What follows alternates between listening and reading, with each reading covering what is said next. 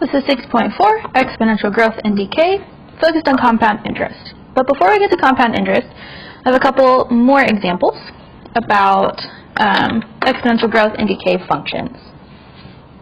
So you're going to determine whether this function is exponential growth or decay. So to do that, I want to see if I can have a regular t as my exponent, because that is going to let me accurately know if it is growth or decay. So to end up with an exponent that is two powers multiplied by each other, that would be a power to a power situation. So then I could have 0.71 squared, all of that, to the t power. And then I can reduce that middle, and 0.71 squared is 0.5041. All of that to the t power, and times 100.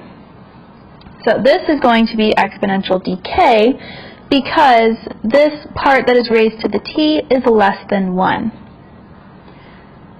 Now for this one, I have t plus 4 as the exponent.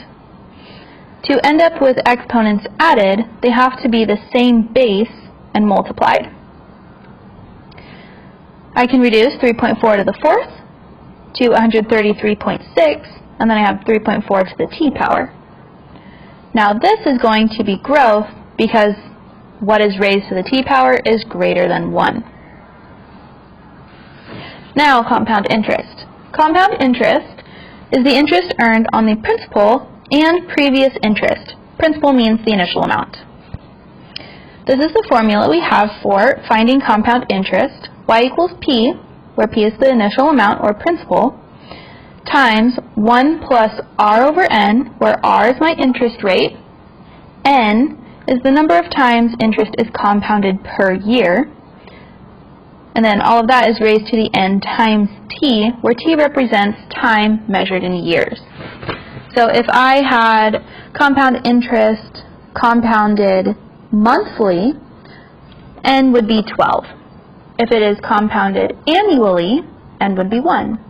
If it is compounded weekly, that would be 52. So it's how many times in a year.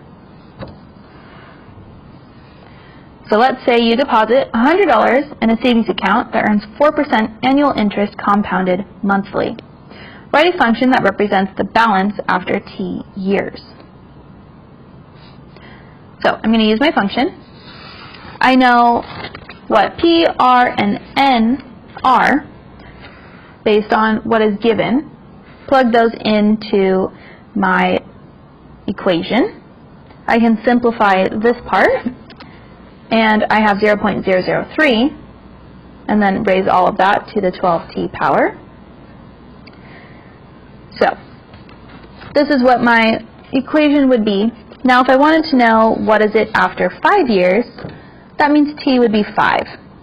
So then I plug in t equals 5. That is 1.003 to the 60th power. That is 1.196. Times 100 is 119.69.